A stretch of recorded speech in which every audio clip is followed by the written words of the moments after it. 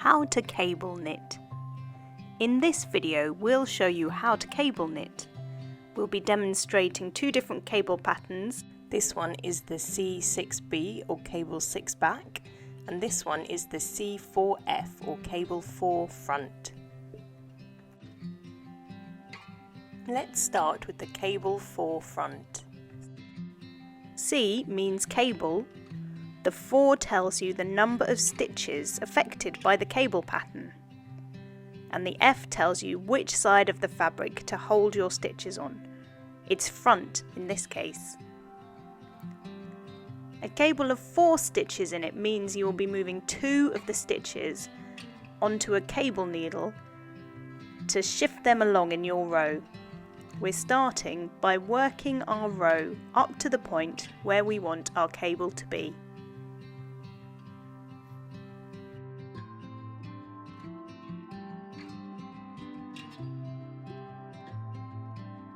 Once we reach the point on the row where we want our C4F cable to be, slip the next 2 stitches from the right hand needle purlwise onto a cable needle. This is an F forwards cable.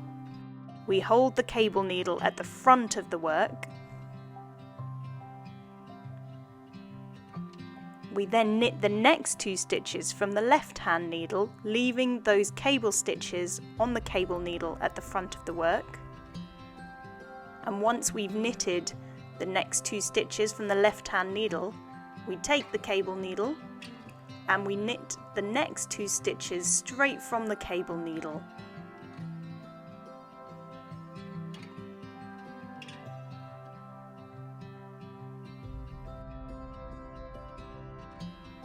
Your cable needle will now be empty, and set it aside and work the remaining stitches in the row as you normally would.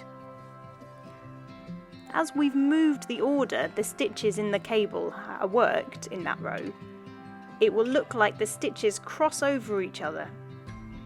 Crossing stitches like this lets you create all kinds of textured cables. But you can't move stitches like this in every row. You need to include plain rows of knitting between your crossing rows to give space for the cable pattern to be seen. The number of rows a cable repeat takes is usually the same as the number in the cable abbreviation. So a C4F will usually have 3 rows of plain knitting after one cabled row. Now that we've finished that first cabled row, we're going to work 3 plain rows which we knit straight without crossing over any stitches before we work another crossing over cable row. We're now working those 3 extra plain rows of knitting, and we'll come back to the video tutorial once we've completed those 3 rows and we're ready to work another cabling row. We've now finished our 3 rows of plain knitting, and we're starting on a row of knitting where we are going to move some stitches around. We're starting by knitting to the point in the pattern where the C4F cable is.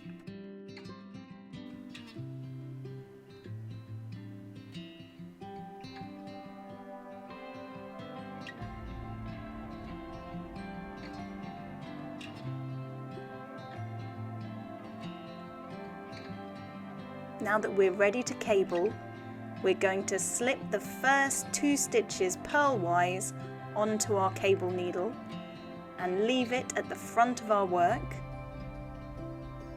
We're now going to knit the next 2 stitches from the left hand needle.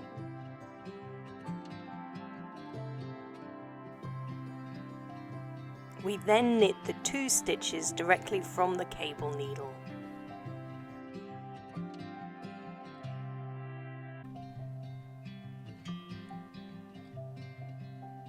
We're then knitting the rest of the row as normal.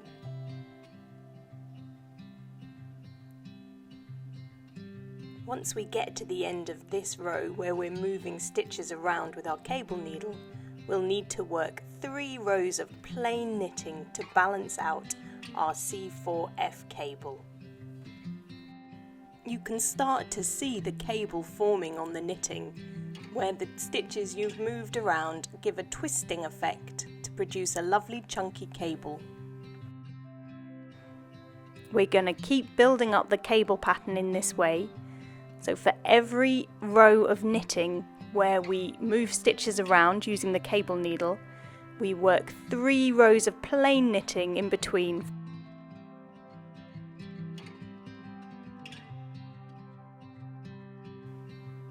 We've now finished our 3 rows of plain knitting between the cabling rows, and we're starting work on our row of knitting where we want to move the stitches around. So first off, we're working up to the point in the knitting pattern where we want our cable to be.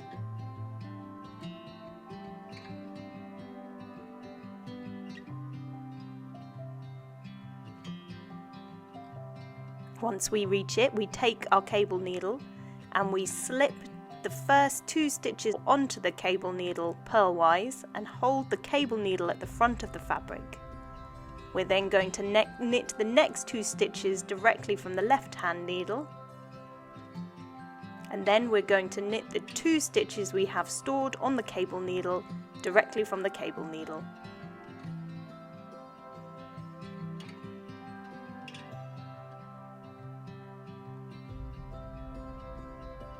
Our cable needle is now empty, so we're going to set it aside until we need it again, and we're going to knit the rest of the row as normal.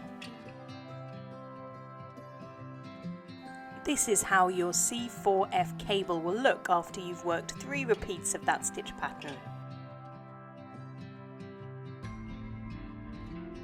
You can see how moving those stitches around has given you this lovely twisted cable pattern. It gives a nice chunky finish and is great for extra warmth too.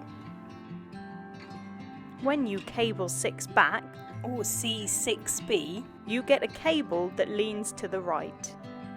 Working the cable over 6 stitches instead of 4 will give you a chunkier, wider cable too. We're starting by knitting to the point in our pattern where we want the C6B to be. Because there are 6 stitches involved in a C6B cable pattern, we're going to be moving 3 stitches onto our cable needle and then moving those around 3 stitches on the left hand needle. To make the C6B, slip the next 3 stitches onto a cable needle. You then take the cable needle with the stitches on it to the back of your knitting and hold it there. You then knit the next 3 stitches from the left hand needle.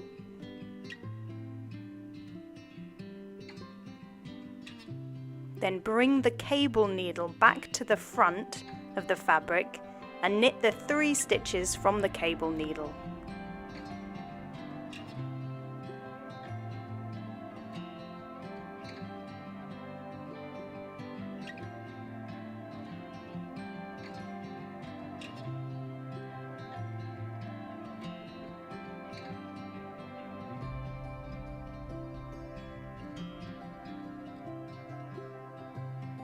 You can now set the empty cable needle aside and work the stitches on the rest of this row as normal.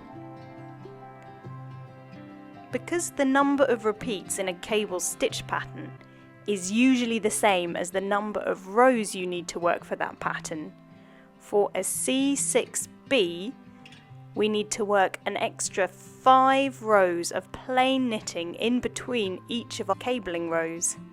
So once we finish all the stitches on this first row of the C6B, we're going to work 5 rows of plain knitting in the pattern before we work our next cabling row.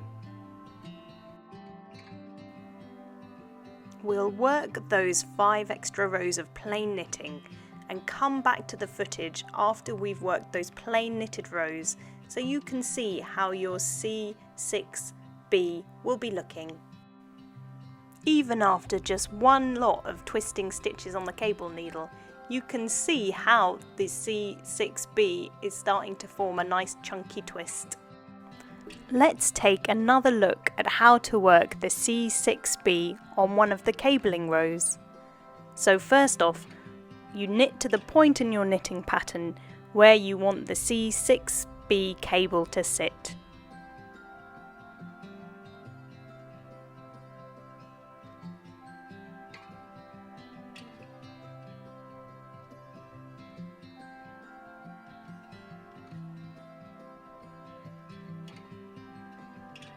You then slip the next 3 stitches onto a cable needle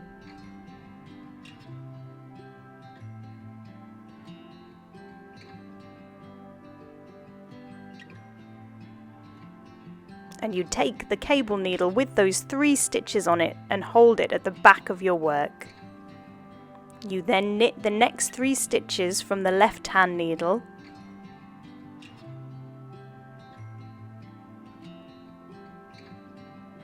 Then bring the cable needle with those 3 stitches on it back to the front of your work and knit those 3 stitches straight from the cable needle.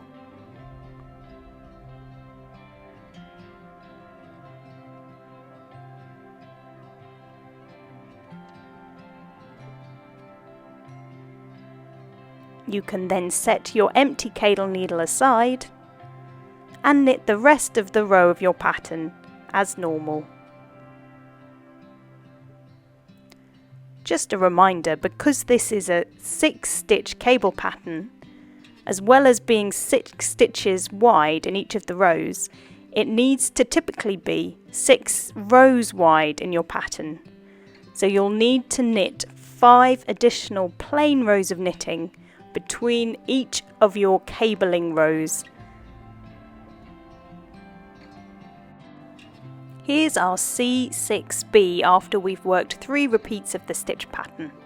You can see it's a wider, chunkier looking cable than our C4F because it's 6 stitches wide and because there's more rows in between each of the cable repeats as well. You also get a right leaning cable whenever you hold stitches at the back of your work. We hope you've enjoyed this How to Cable Knit project from gathered.how. Do check out our website for more great ideas on craft projects and for a more in-depth article and beginner's guide to how to cable knit.